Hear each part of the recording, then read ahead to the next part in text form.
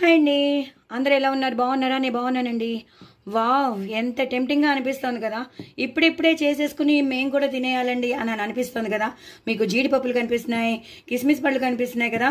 మరి ఇంకెందుకండి ఆలస్యం? నేను చేసేసాను సేమియా పరవన్నం, సగ్గు బియ్యం వేసి చేశాను. దీంట్లో మిల్క్ మేడ్ వేశాను. అలాగే ఒక పౌడర్ ఉంటుంది, అది అదేంటంటే బాదం పప్పు, జీడిపప్పు, ఇలాచి, పంచదార. ఆ పౌడర్ వేసేసాను, మిల్క్ పౌడర్ వేసాను. ఇలా చిక్కటి పాలల్లో నేను రోస్టెడ్ బ్యాంబినో వేసేసి అలాగే సగ్గుబియ్యం వేసేసి నేను చేసుకున్నాను. చాలా చాలా టేస్టీగా. పైనుంచి కొంచెం నెయ్యి వేశాను. ఇలా మంచి డ్రై ఫ్రూట్స్తో చేసిన అవేవో ఒక్క పొడిలో పలుకులు ఉంటాయి చూసారా, ఆ పలుకులను ఏమంటారో తెలీదు, షీర్ కుర్మాలో కూడా వేస్తారు అవి. సో అవి కూడా వేశాను. చాలా చాలా టేస్టీగా వచ్చిందండి, విపరీతమైన టేస్టీ. నేను మిల్క్ మేడ్ కూడా వేశాను. మిల్క్ మేడ్ అంటే చాలా చాలా బాగుంటుంది. ఇలా ఉంటుందండి.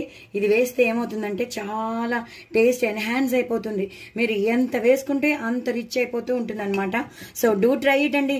నా ఛానల్ మాత్రం సబ్స్క్రైబ్ చేసుకోవడం అస్సలు మర్చిపోద్దు. పిల్లలైతే అస్సలు వదిలిపెట్టరు. బయట మనకి రెస్టారెంట్స్లో కూడా, మనకి హోటల్స్లో కూడా, మనకి ఫంక్షన్స్లో కూడా ఇంత మంచి డెజర్ట్ దొరకదండి. నిజంగా మనం చేసుకునే డెజర్ట్ అయితే ఇంట్లో అయితే ఇంత బాగుంటుంది అనమాట.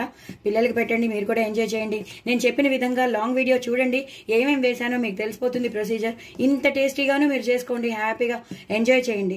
ఫ్రిడ్జ్లో పెట్టేసుకోండి. వేడివేడిగా కొంతమంది ఇష్టపడతారు, చల్లగా కొంతమంది ఇష్టపడతారు. వేడిగా ఒకసారి తినేసేయండి, చల్లగా ఫ్రిడ్జ్లో పెట్టుకుని ఒకసారి తినేసేయండి. బట్ మర్చిపోవద్దు, కామెంట్ బాక్స్లో పెట్టడం మర్చిపోవద్దు. చాలా చాలా టేస్టీ అయిన సగ్గుబియ్యం సేమియా పాయసం. సో డూ ట్రై ఇట్ అండి. నా ఛానల్ మాత్రం సబ్స్క్రైబ్ చేసుకోవడం అసలు మర్చిపోద్దు.